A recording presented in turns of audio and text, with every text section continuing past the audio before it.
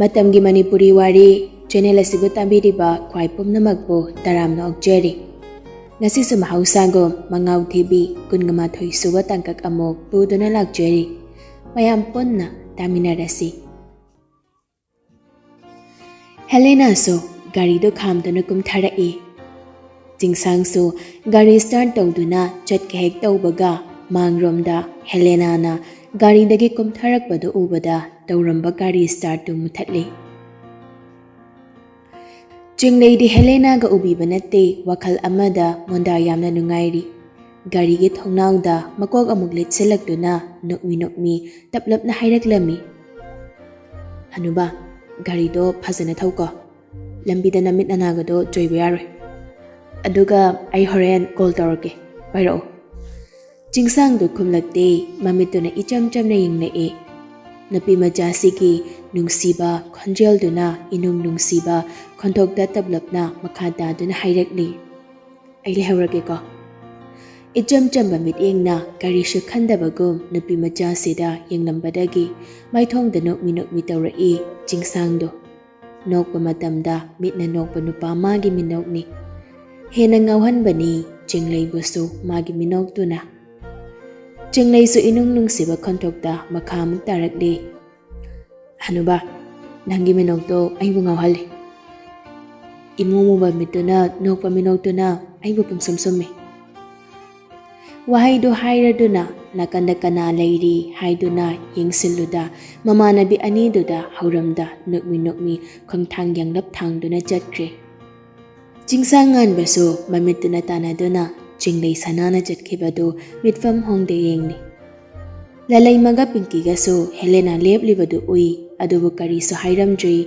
Helena da nokfet tamag tawsilamlaga jangkriba mamanabidubu tanaduna makoi so manungda jangkri.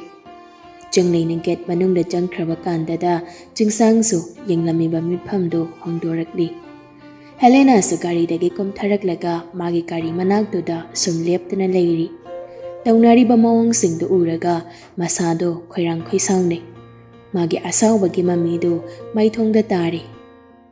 Jingsang so gari dagi kumtharaklaga Helena na lepliba domda chumdring jangsilakli.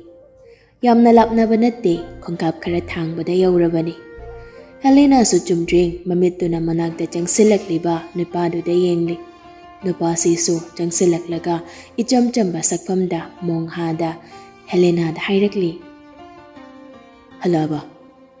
Helena di khombirakdri magi asawbadu su Ningthou haiba yadri. Masana masabu phathajaba su ngamde. Aduna asawbagi mamido maithongda mayek singna tari. Madu uraga jingsang su makha tarakli. Kadawrake nangba isaw sawbo mali thabaki mathaga sabra. Asawbadu khara phatharaga handakti taplapna khumlai. Kashi tawde. Nupasi su wadi ngangda makoktu tapla nomai. Nupido su makha taraduna. Angangsingsiga kaida chatloino. Ngasai khoi isan haibadadi yajitna pokina hai. Aduga nangna mukthila isina kamain tawino. Jingsang do Helena na sawbagi maram kharadi khangli. Mahai tambalakliba angangsingsibu makoina koi pupuduna chatli haibagi babda sawribani haina. Aduga moksu khalli masidi hostel sunati. Aduga angangsingsina kariso akaiba tawunati shuti leiba numita ngahakoi thokjabani. Masida sawfamdi thokte haina su khalli. Tawbagidi Helena na angangsingsibu soyaningdadana tawbo oiramgani haina phadokna muksu khandorakli.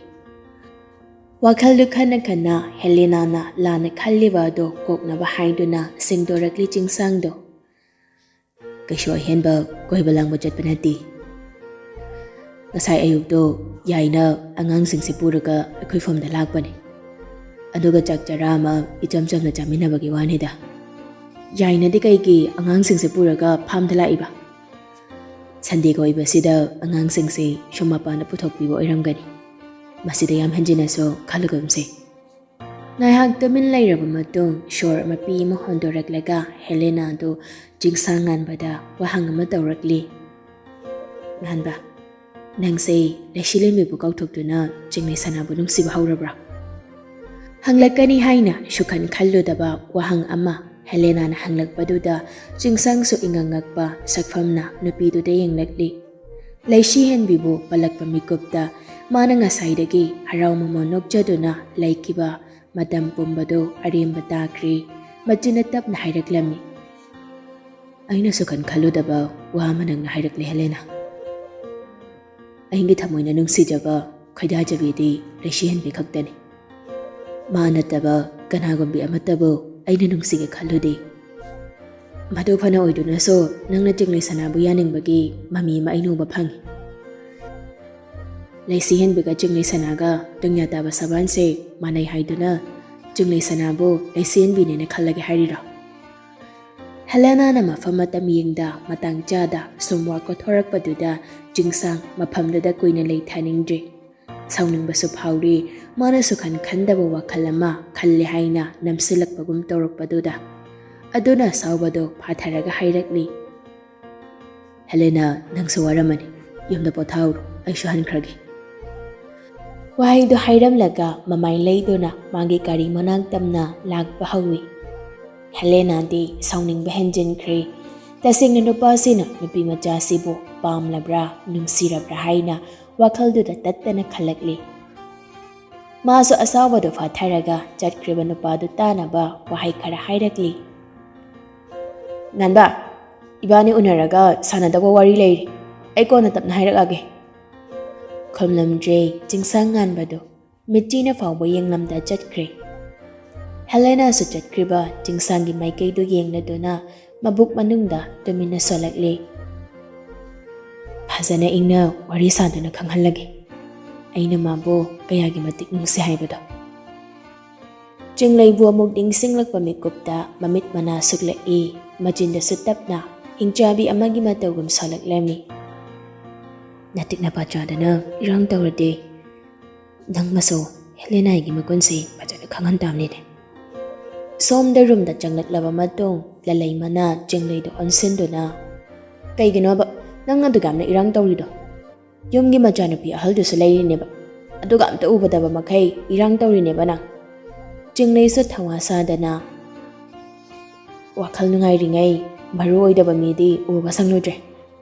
Pinky na kaigi maru oidibana cheduna ekhoida irang tawi haiduna ngangladi adai ekhoida ngangbada henbuktana yumgi midaga hairadi. As noisediba migi mapot horanurba simangaikre. Kashu nataba sida aduga am pakhaladuna de kamain tawdorige. Migi mapot horaloi haibagi wana teba jai. Yare aina mitnaba yengbada phazadaba thabak tawruba simangaikhreba. Chumna sungwari sanabani. Sidaga aduda mitnai kaina nganglaksan. Aina mau amta logde haiseni. Lalai mana so hoida adubudi chamchamna khalambaso yai. Pinky na mo akhoina phana kaiba tawdrasone mina phatana bu khangedi adum khankidoine. Hoise yare kashuna tabasida hena khanjilagumse. Jinglaidu khali khali lalai madu onsenduna checho aina ne chirai tangduda nangse ko jarona hairamabane. Lalai masu mamit mana lauthokpa makai ha kaiba hone aina nege chirai tangduda akhoi mana mi lalai mado nang ko jarodana na hairambane haiba. Pinky na khangning ba mangaloina na madi kai haire. Nokmi ga tawadana aise ngangna mangamoidoriba anghang ni kai haire. Wadu tabada lalai mana isuksuk aga maido ai pamti zala. As pamlamnida. Pinky do nokladuna nang khangbiriba. Pamdaso namdana pamhandamni kaino. Lalai mana as aidi nang dongna maisu thadana. Lalai magi wadu tawada jinglai sho mamit paina lalai mateng laduna. Kay bawzikido. Thabu thadro. Ningai ga tawshinaraga gari mamangda supami. Aday migi phone number ga so namdana laura idoni. Jinglai sho hantak dinok thorakli nok na sa haireklami. Aido mayam nang sirure haiba. Ay nagahawjinjadi mana di hawrakpay walay tre. Aigi number ka hangbirak tong nupa na timi. Aduna nupiyoy bigi ikay kipam namang thadoaga ay nahawjinday ba. Lalay masasakli-sakli. Nang gitaw nga managon say ingon da yaramadi fadaw ni ne. Pinky na sad. Hey Rachecho, Nagun khangi yam ikai tikan bika saranu ko. Pinky gi waduda lalai mana machin chiksanaduna Pinky gi mathunduda khongpak na kaurei. Pinky su sounde ahoina du maya higalai. Jinglai sunuk minuk mi tauraga tapna mong hada hairaklami. Ai dongna noi dem da tawhaloida. Nupa na hairakjingai ne ai na hana nupa dogo nuksi phonglaso. Noi di noi na pamjaba nupa dona noi na sada hana ningsi hayan gadang ne. Tanjanu da Pinky gi phone do ring kinglai. Pinky shu call tawrakliba mi do kanano yengdubada Malcolm haina save tawrambada ubada machin na tablap na solakli. Ay mo haidu jana sina. Jinglay na kanano Malcolm ne. Lalay mana mo magade haina khara phariba. Malcolm se nupa thoeba. Akhoi gadi yengo hanuba mada thamoi se khudi ek thirudana yum parmaga khangdaba soiroi. Jinglay na nok laduna chohe hanubaga khangnaradi yum nganta pandoini ne. Lalay masu noklakli asumna so hairakli chummine do so. Ani dugi wari duda Pinky na as amtumilay hoy. Ko se tatkiba tare ampai khatke ka dorge. Ani do wadi makha tarakdre adubu mayandi higatuna nokli. Pinky shu call do pai khatli. Hello haiba fawba nangdringai asomdagi Malcolm na lawai loto na lang tharai. Kaidau lege ha call ama khak pai khatpabu asukyam kui changbro. Tabli khomi nupi do shu. Thabak am tawrubane. Adoi sat pai khatpado ya da tawbane. Khangi bema oidabado kit nganglanu. Mamalai bisadana call lu tatlamdai da pai khalai oiramni ne. Handak di Pinky shu kon khajikan khatuna nang loisillo he. Hey, kon nga kang khalakanu ipagtipagtana. Kai haidau lege nang call tawrai se. Natraga ai se pa ipagte yenge na tawrai ro. Hey ma, masinu pi se kai dam tawina. Maram lai jade call tawrokan ai thabak yam chile. Oi, sak TV. Wa ma hangena call tawrokpani. WhatsApp toina text tawro. Aina sangmakanda reply halake sak phajaba. Asi haiduna call do fatka kaklaga nokmi yang thorakpada Jinglay galalay magana mamit mana lauthokduna mangonda yengduna lairami. Madu ubada masu ingangak na hairaklami. Kaino, kaidore. Kari wari khusano duba. Pinky na nokladuna sakta do yamnung siraktaba. Jinglay na ibe manang yay haisani. Aina yay haisani go. Somda Malcolm so Pinky gi matawduda nokli noki machinda su solakli. Samaina isawgal hanglap taw nupi se ni aina pamne se. Khatnaba yam nungayeba. Numidangi matamni jingsang du ngasidi jak janing de haiduna jadrabani. Teres panthakta karakduna ayengba nungsitna masada yaihanduna phamli. Makhut khudom khut yaigadi karakta mai jaglaba churut ama chapli. Ngasai Helena na laisi hen bibu panduna wa kaya hairakpaduna masada hena awabo ihalabani. Wakal du pathadrabani khalibani wakal kaya. Aina abemambu kauthoklabrane. Kauthokdeda. Kaunabagi maram leite. Kauthokke haina so khankiba leite. Ngamsangamlai. Aduga kaigino angang duka loinaba matamda aina waba pomba kauthokpagum tawriba. Magi ngau jabi matawda uraga aigi thamoida harauna momon minau tamlibasina kariwa hainingliba. Sora sangba mohonto I Helena gi ngasagi maongdubu amuk ningsinglubada machinna tapna solaklami. Kari maram gino Helena mana maphamadam chadana wahang tawrakliba. Magi maithungda tariba asawbagi mamiduna karige. Angangsingduna chathuklui haiduna bu sauribra. Masigidi saufam thokte haina khalli. Maramdi angangsingduna moigi renta leiraga moigi chathokpa yaba thabak tawramba natabana. Aduisu mathakta renta leirabanina masagi changgadaba pochei leithok leisenso adum chachaba haibasidi masana sa taabani. Phadokna jamthongna mo wakhaltada khalakli. Wahaida makhoi mahi tamliba sadrani aduna hostel mak natrabasu khara yengsinbadi phaida. Tanjaduda pocket yauriba magi mobile duna vibrate tawrakpaduda khalamba wakhalgado na thairakli.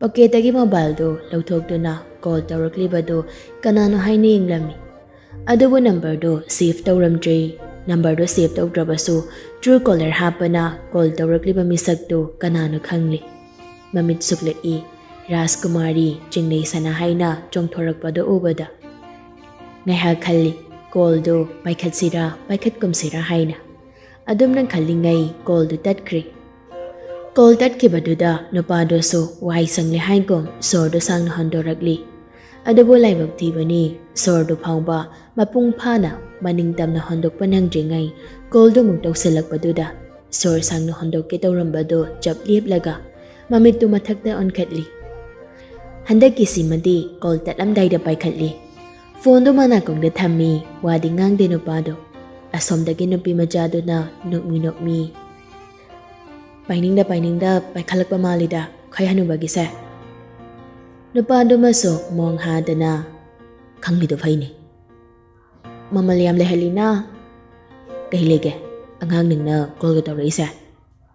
ꯀꯩꯁꯨꯝ ꯂꯩꯇꯦꯗ ꯁꯨꯝ ꯋꯥꯔꯤ ꯁꯥꯟꯅꯅꯤꯡꯗꯨꯅ ꯇꯧꯔꯛꯄꯅꯤ꯫ ꯋꯥꯔꯤ ꯂꯩꯇꯦ ꯑꯩ ꯊꯝꯃꯒꯦ꯫ ꯆꯤꯡꯂꯩꯁꯨ ꯅꯣꯛꯃꯤ ꯏꯔꯥꯡ ꯑꯃꯗ ꯍꯥꯏꯔꯛꯂꯝꯃꯤ꯫ ꯊꯝꯃꯒꯦ ꯀꯥꯏ ꯍꯥꯏꯔꯛꯏꯁꯤꯕꯨ ꯑꯩꯉꯣꯟꯗꯒꯤ ꯑꯌꯥꯕꯃꯨꯛ ꯂꯧꯈꯤꯒꯦ ꯍꯥꯏꯔꯣ?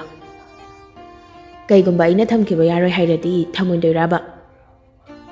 ꯆꯤꯡꯂꯩꯒꯤ ꯃꯑꯣꯡꯗꯨꯗ ꯆꯤꯡꯁꯥꯡꯗꯨ ꯃꯔꯥꯏꯕꯛꯇ ꯃꯈꯨꯠ ꯊꯝꯗꯨꯅ ꯃꯄꯨꯛꯅꯤꯡꯗ ꯁꯣꯟꯖꯔꯛꯂꯤ꯫ ꯑꯣꯟꯊꯣꯛꯅ ꯃꯉꯥꯎ ꯊꯤꯗꯧꯔꯤꯗ ꯃꯁꯤ ꯉꯥꯡꯁꯦ꯫ ꯅꯨꯄꯥꯁꯤꯅ ꯇꯨꯃꯤꯟ ꯂꯩꯕꯗꯨꯗ ꯅꯨꯄꯤ ꯃꯆꯥꯁꯤꯁꯨ ꯅꯨꯄꯥꯗꯨꯕꯨ ꯀꯧꯔꯛꯂꯤ꯫ ꯍꯅꯨꯕꯧ꯫ ꯈꯨꯝꯂꯛꯇꯦ ꯅꯨꯄꯥꯗꯣ꯫ ꯅꯨꯄꯤ ꯃꯆꯥꯁꯤꯃꯁꯨ ꯇꯨꯃꯤꯟ ꯂꯩꯇꯦ ꯅꯝꯀꯧ ꯀꯧꯁꯤꯜꯂꯛꯂꯤ꯫ ꯇꯥꯕ꯭ꯔꯣ ꯃꯤ ꯍꯅꯨꯕ? ꯇꯥꯕ꯭ꯔꯣ ꯍꯅꯨꯕꯧ? ꯍꯟꯗꯛꯁꯨ ꯈꯨꯝꯂꯛꯇꯦ꯫ ꯑꯍꯩꯃꯥ ꯈꯨꯝꯂꯛꯇꯤꯌꯦ꯫ ꯀꯩꯅꯣ ꯃꯁꯤ ꯅꯨꯄꯥꯁꯤꯕꯨ ꯆꯍꯤ ꯌꯥꯝꯁꯜꯂꯛꯄꯁꯤꯗ ꯃꯅꯥꯀꯣꯡꯁꯤꯁꯨ ꯕꯦꯔꯥ ꯂꯩꯔ ꯃꯥꯜꯂꯤꯅꯦ꯫ ꯀꯩꯅꯣ ꯅꯪ ꯄꯥꯝꯃꯤꯁꯦ? ꯅꯨꯄꯥꯗꯨꯅ ꯄꯥꯎꯈꯨꯝ ꯄꯤꯔꯛꯄꯗꯨꯗ ꯅꯣꯛꯐꯦꯠ ꯇꯧꯖꯩ ꯅꯨꯄꯤ ꯃꯆꯥꯗꯣ꯫ ꯑꯁꯨꯝꯅꯁꯨ ꯅꯣꯛꯃꯤ ꯍꯥꯏꯔꯛꯂꯝꯃꯤ꯫ ꯑꯄꯥꯝꯕꯁꯦ ꯄꯤꯕ ꯉꯝꯂꯗ꯭ꯔꯣ? ꯅꯪꯒꯤ ꯅꯤꯁꯥ ꯈꯥꯏꯐꯝꯁꯤꯡ ꯍꯥꯏꯔꯦꯅꯦ ꯑꯩꯁꯦ꯫ ꯑꯩ ꯅꯤꯁꯥ ꯆꯥꯗꯤ꯫ ꯄꯥꯎꯈꯨꯝ ꯋꯥꯠꯇꯕ ꯆꯤꯟꯅꯤꯅꯦ꯫ ꯑꯗꯣ ꯀꯩ ꯃꯊꯦꯜ ꯆꯥꯈꯤꯒꯦ ꯅꯨꯃꯤꯗꯥꯡꯁꯦ? ꯑꯁꯦꯡꯕ ꯑꯗꯨꯝ ꯈꯨꯝꯂꯛꯂꯤ ꯆꯤꯡꯁꯥꯡꯁꯨ꯫ ꯆꯥꯅꯤꯡꯗ꯭ꯔꯦꯅ ꯆꯥꯗ꯭ꯔꯤ꯫ ꯑꯗꯣ ꯅꯪꯗꯤ ꯀꯩ ꯃꯊꯦꯜ ꯆꯥꯔꯕ? ꯑꯩꯗꯤ ꯀꯥꯡꯁꯣꯏ ꯆꯥꯏ꯫ ꯀꯩꯒꯤꯅꯣ ꯍꯅꯨꯕ ꯆꯥꯅꯤꯡꯗ꯭ꯔꯤꯗꯤ?